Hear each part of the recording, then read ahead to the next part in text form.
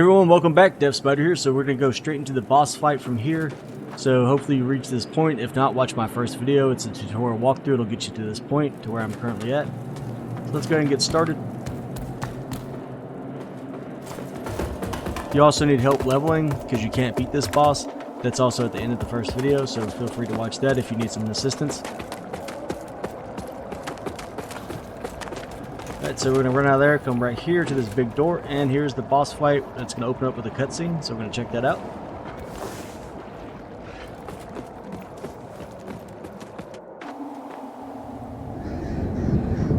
O holy Aureus, by your radiance grant me the strength to continue to endure these dark days, to lay bare the path to salvation for my wayward brothers and sisters, so we may walk it together, and to strike down all those who would see our will defied.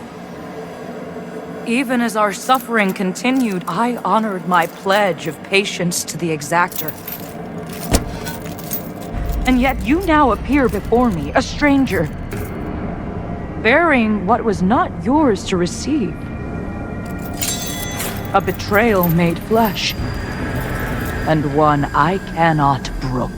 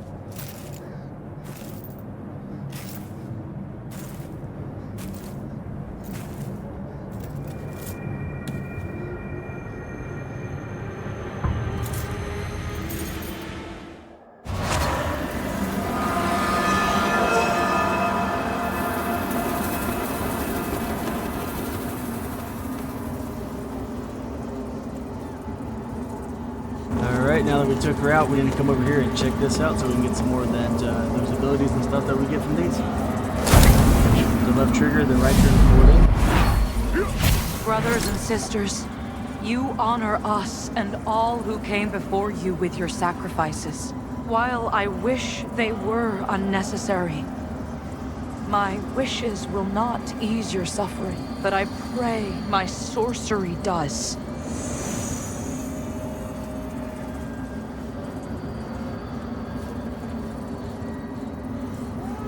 Alright, so we just got a special item. Remember, it's a Pieta.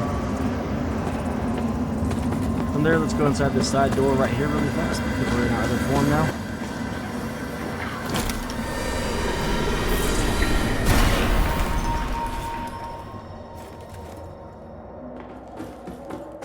So if your fight didn't go the same way as mine just did, you didn't win on your first try. But one thing, if you wanted to, you can plant a seed here. I don't think you need to worry about it though. But that's a seed planting spot. Most boss fights leave one, just in case you want to use the experience right when you get it. Now if you lost the fight, you'll spawn back at your seed or at the last place where you rested. And then you'll come back here, there'll be moths covering the door, and then right here next to it where I'm standing, there'll be more moths, and here you can summon to have the guy downstairs come in and help you. From here, there's no more loot that I can think of, or that I can remember. We can head straight down the stairs, or actually we'll head upstairs first. So we're gonna head upstairs first really quick to grab a crate. So we just got sanctified. There's nothing in here. You can put your lamp on it if you want to, but I didn't find anything in here. Then there's only one way left to go, which is down. And I scanned all this with the lamp in my first playthrough during the live stream, if anybody wants to check that out. And now we're in the church.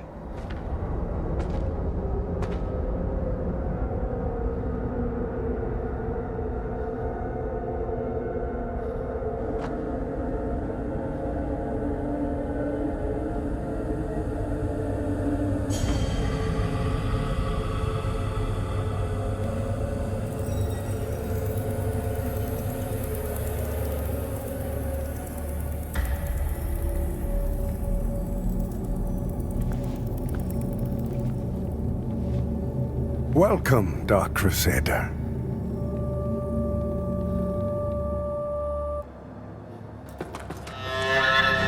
Alright, so we're at, I say church, but now we're in the Skyrest Bridge. It looks like a church. Coming here, I don't think there's any loot. Actually, there's one piece of loot somewhere. There's a door here we can't open yet. And then if we run inside of here, there's various doors here. You can scan your lamp if you want to, just to make sure you can't go inside of them. See all the creepies hiding in the shadows.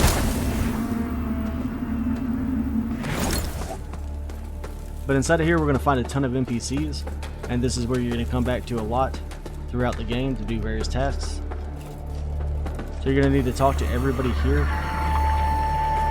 And you can set your spawn point here. I like to talk to everybody first before I hit the spawn point and before I rest.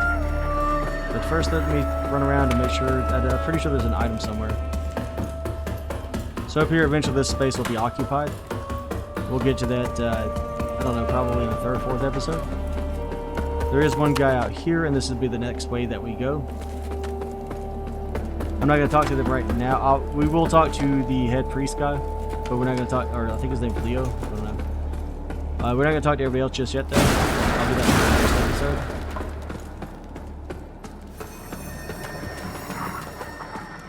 We can come in here. You can talk to these guys. They're just basic guards. The last time I talked to them, they didn't have anything to say, really. Okay, here's one item right here, tucked away behind those crates. Aura of Tenacity. If you're doing online play, you can do stuff with these. There's two of them here. So here, you can use Pilfered Coins to purchase items at the Shrine of Urias. So you can hit purchase, but it's going to say you're not online.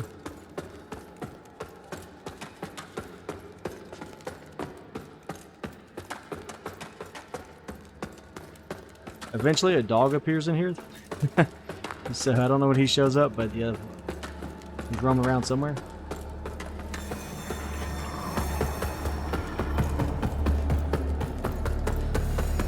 So there's the shrine. Once we activate that, we'll be able to teleport back here. Up these stairs is an important place you need to know. This is where you upgrade your lamp and stuff. So let me stand over here so you can see what I'm talking about. So with our lamp equipped, if you look right here, you can see this guy. So you can buy goods and stuff from him. A lot of the NPCs here sell you stuff like gear and equipment and some specialty items. One of which we're going to want to build up some, I don't know, I think 2,000 more Vigor to buy, so I'll probably just use some skulls to do that. Here's another thing where you can purchase stuff from, but you need to be in your other form.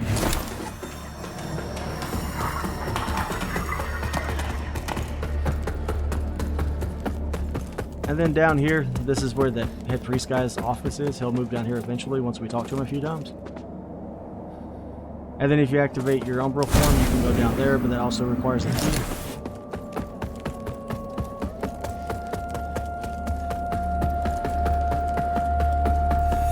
There's also another door, I want to say it's up here on the top floor. As I quickly scan looking for items to make sure I didn't miss anything.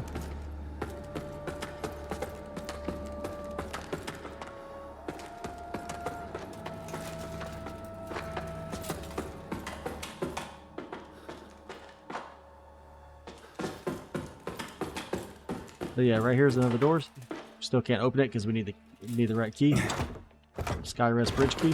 So let's go talk to the priest guy, see what he has to say.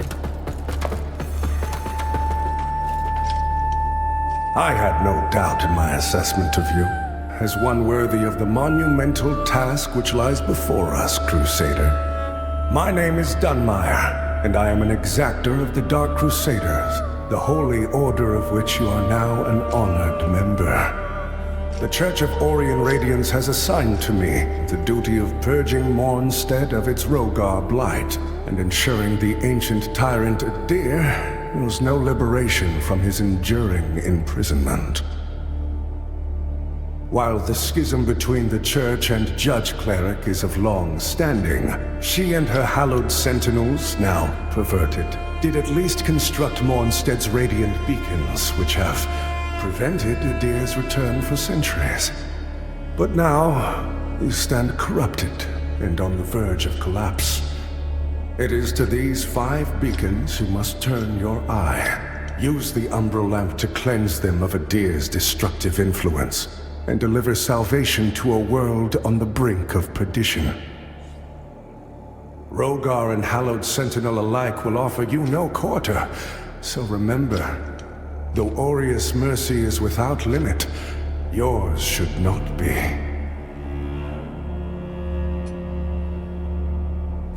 You serve a higher purpose, Crusader. To strive in darkness, Rogar and Hallowed Sentinel, though Aureus' mercy... Alright, so this NPC, that's who we just fought. She's the one that will upgrade your crucifixes so you can get more healing and higher level healing. By Aureus' divine will, I live again. It's a miracle. And to think I raised my sword to you, when all along you were a divine instrument sent by him to deliver my death and rebirth and bring clarity. Forgive me, Lampbearer. I'm Pietà of the Hallowed Sentinels.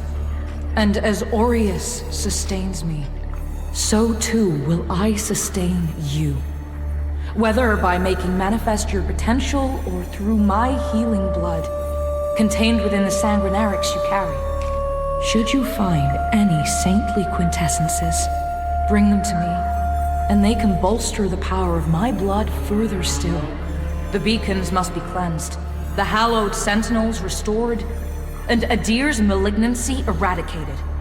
Through whatever is to come, fellow chosen of Aureus, we stand together in service of him. Alright, so like I said, she can upgrade the Sanguinarics. She can also reset your stats if you want to rebuild your character.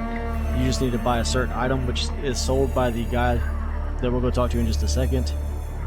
So we're going to go ahead and Our upgrade holy this because work remember we found continues, what we needed Lampbearer. earlier. So we have 1 saintly quintessence, so let's go ahead and upgrade. Fellow sanctified vessel, may Aureus' divine radiance flow through me and into you.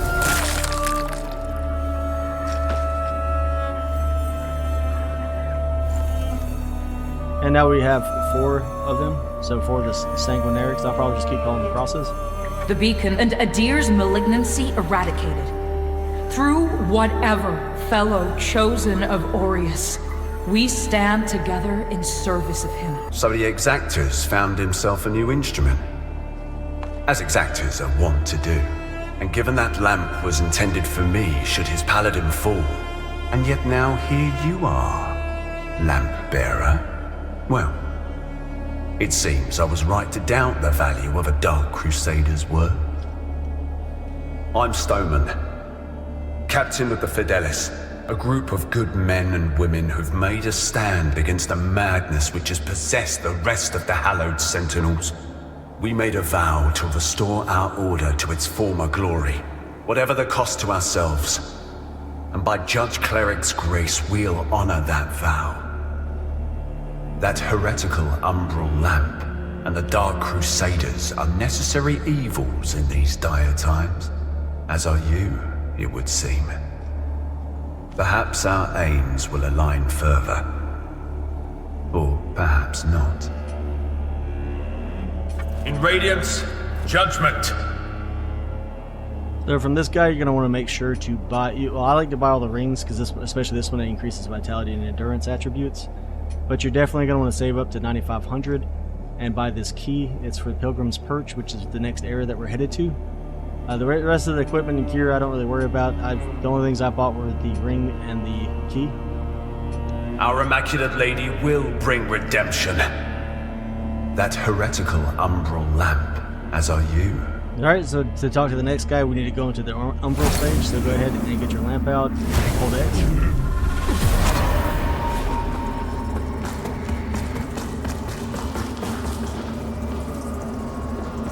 And we're going to talk to this guy. The lamp must be born until the favored child makes themselves known. Only then can the remaining carrion of creation finally return to the void. So this guy sells some pretty useful stuff, especially if you like a sorcerer and stuff. So you can buy different kinds of spell casting things like Hurl of Orb of Umbral Magic. You can read all these if you want to. Summon several stationary orbs of Umbral Magic. He's got some of these Umbral scorings. That's what we're getting from those Vestiges things that we watch where people died and were massacred. He sells some skulls, but they're overpriced. Then he's got the Eye of a Fallen Warrior used to see further opportunities for vengeance. I'm pretty sure that's to go back and kill somebody that killed you. That's all that I can think of.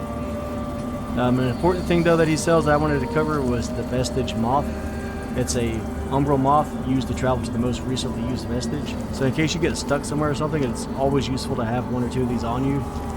There's one spot we'll go to where we're going to have to make sure we have one, because there's no way I could find to get back from that spot unless you have a moth.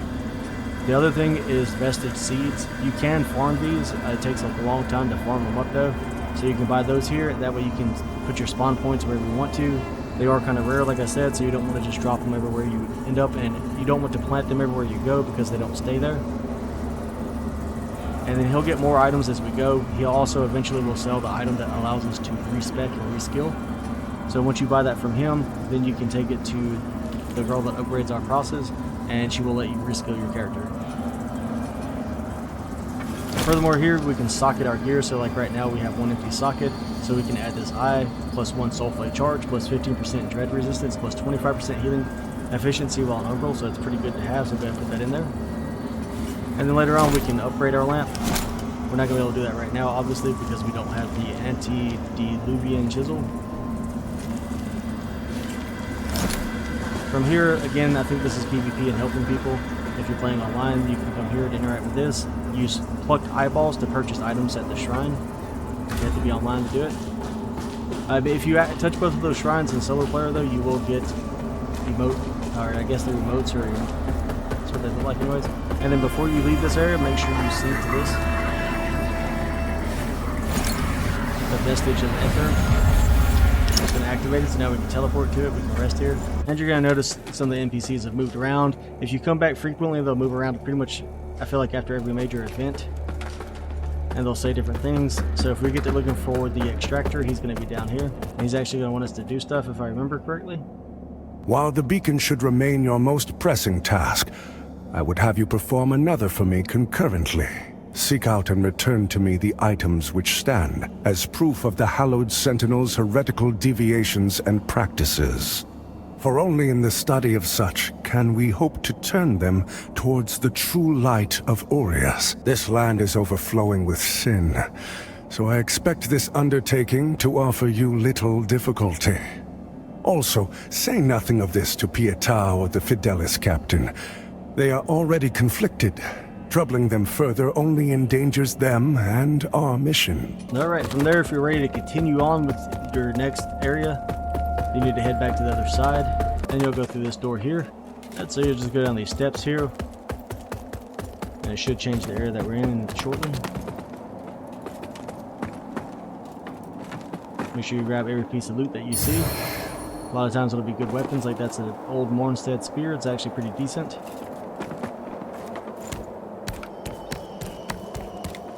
It's always good to look around too while you're climbing and moving around, especially here on the scaffolding. You can see all the shiny loot laying across these different areas, and it'll kind of give you an idea of how to map out which way to go.